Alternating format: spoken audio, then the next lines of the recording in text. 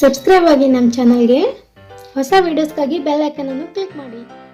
Hi friends, ಎಲ್ಲರಿಗೂ ನಮಸ್ಕಾರ. ಲಕ್ಷ್ಮಿ ಪಾಕಶಾಲೆ ಕಾರ್ಯಕ್ರಮಕ್ಕೆ ಸ್ವಾಗತ. ಇವತ್ತು ಮಸಾಲಾ ಖಾರ ಚುರುಮುರಿ ಮಾಡೋದು ಯಾವ ರೀತಿ ಅಂತ ತೋರಿಸ್ತೀನಿ. ತುಂಬಾ ಚೆನ್ನಾಗಿರುತ್ತೆ. ಇಮಿಡಿಯೇಟ್ ಆಗಿ ನಾವು ಈವ್ನಿಂಗ್ ಟೈಮಲ್ಲಿ ಸ್ನ್ಯಾಕ್ಸ್ ತರ ನಾವು ಇದನ್ನ ಮಾಡ್ಕೊಂಡು ತಿನ್ನಬಹುದು.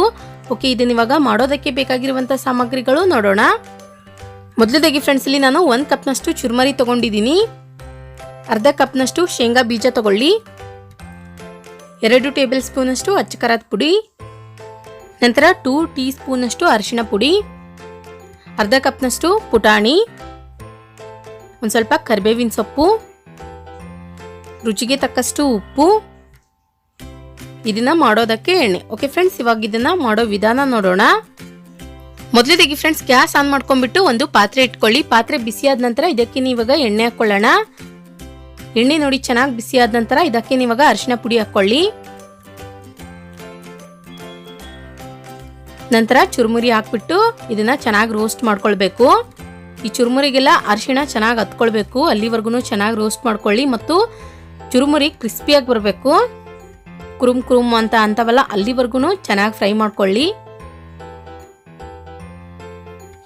ಓಕೆ ನೋಡಿ, ಇವಾಗ ಚುರುಮುರಿ ನಾನಿಲ್ಲಿ ಚೆನ್ನಾಗಿ ಫ್ರೈ ಮಾಡ್ಕೊಂಡಿದ್ದೀನಿ.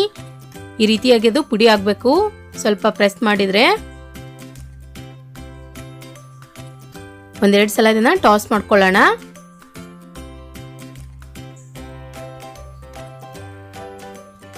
ಇದನ್ನ ಇವಾಗ ಒಂದೆರಡು ನಿಮಿಷ ಪಕ್ಕಕ್ಕೆ ಇಟ್ಬಿಡಿ. ನಂತರ ಗ್ಯಾಸ್ ಆನ್ ಮಾಡ್ಕೊಂಡ್ಬಿಟ್ಟು ಒಂದು ಪಾತ್ರೆ ಇಟ್ಕೊಳ್ಳಿ. ಅದಕ್ಕೆ ಇವಾಗ ಎಣ್ಣೆ ಹಾಕೊಳ್ಳೋಣ. ಎಣ್ಣೆ ಚೆನ್ನಾಗಿ ಬಿಸಿ ಆದ ನಂತರ ಶೇಂಗಾ ಬೀಜ ಹಾಕೊಳ್ಳಿ. ಈ ಶೇಂಗಾ ಬೀಜನ ಫ್ರೆಂಡ್ಸ್ ಒಂದು ಸ್ವಲ್ಪ ಎಣ್ಣೆಲಿ ಚೆನ್ನಾಗಿ ಫ್ರೈ ಮಾಡ್ಕೊಳ್ಬೇಕು. ಕಲರ್ ಚೇಂಜ್ ಆಗೋವರೆಗೂ ಫ್ರೈ ಮಾಡ್ಕೊಳ್ಳಿ.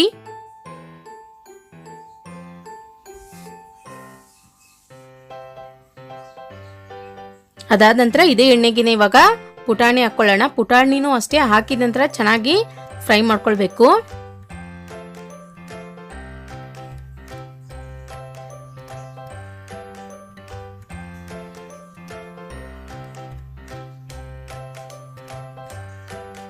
ನಂತರ ಕರಿಬೇವಿನ ಸೊಪ್ಪು ಹಾಕೊಳ್ಳಿ.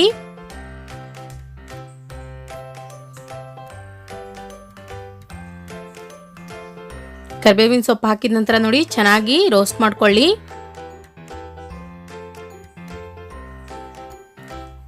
ಅದಾದ ನಂತರ ಅಚ್ಚ ಖಾರದ ಪುಡಿ ಹಾಕೊಳ್ಳೋಣ.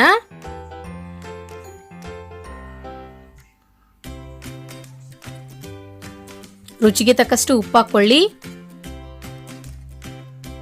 ಇದನ್ನ ಇವಾಗ ಗ್ಯಾಸ್ ಫ್ಲೇಮ್ ಆದಷ್ಟು ಕಡಿಮೆ ಇಟ್ಬಿಟ್ಟು ಚೆನ್ನಾಗಿ ಮಿಕ್ಸ್ ಮಾಡ್ಕೊಳ್ಬೇಕು.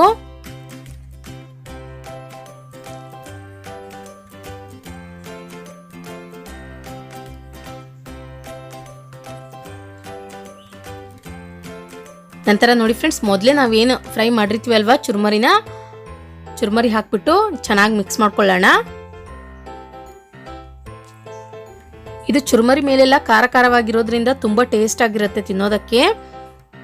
ಈವ್ನಿಂಗ್ ಟೈಮಲ್ಲಿ ನಾವು ಇಮಿಡಿಯೇಟ್ ಆಗಿ ಮಾಡ್ಕೊಳ್ಬಹುದು. ಇದನ್ನ ಇವಾಗ ನೋಡಿ ಫ್ರೆಂಡ್ಸ್ ಒಂದೆರಡು ಸಲ ಟಾಸ್ ಮಾಡ್ಕೊಂಡ್ಬಿಟ್ಟು ಸರ್ವ್ ಮಾಡ್ಕೊಳ್ಳಿ. ಮೇಲ್ಗಡೆ ಒಂದು ಸ್ವಲ್ಪ ಸಣ್ಣದಾಗಿ ಕಟ್ ಮಾಡಿರುವಂತಹ ಈರುಳ್ಳಿ ಮತ್ತು ಹಸಿಮೆಣಸಿನಕಾಯಿ ಇಟ್ಕೊಂಡು ತಿಂದ್ರೆ ಇನ್ನೂ ಚೆನ್ನಾಗಿರುತ್ತೆ ಟೇಸ್ಟ್ ತಿನ್ನೋದಕ್ಕೆ. ಓಕೆ, ನೋಡಿದ್ರಲ್ಲ ಯಾವ ರೀತಿಯಾಗಿ ನಾವು ಮಸಾಲಾ ಖಾರ ಚುರುಮುರಿ ಮಾಡೋದಂತ. ನಾ ಮಾಡಿರೋ ಈ ರೆಸಿಪಿ ನಿಮಗೆ ಇಷ್ಟ ಆಗಿದ್ರೆ ಪ್ಲೀಸ್ ಲೈಕ್ ಮಾಡಿ, ಶೇರ್ ಮಾಡಿ, ಕಮೆಂಟ್ ಮಾಡಿ. ಇನ್ನಷ್ಟು ಈಸಿ ರೆಸಿಪೀಸ್ಗಾಗಿ ನಮ್ಮ ಲಕ್ಷ್ಮಿ ಪಾಕಶಾಲೆ ಚಾನಲ್ಗೆ ಸಬ್ಸ್ಕ್ರೈಬ್ ಆಗೋದು ಮಾತ್ರ ಮರಿಬಾರ್ದು. ಮತ್ತೆ ಒಂದು ಇಂಟ್ರೆಸ್ಟಿಂಗ್ ರೆಸಿಪಿ ಒಂದಿಗೆ ಬರ್ತೀನಿ ಮುಂದಿನ ಸಂಚಿಕೆಯಲ್ಲಿ. Keep watching. Thank you. Bye.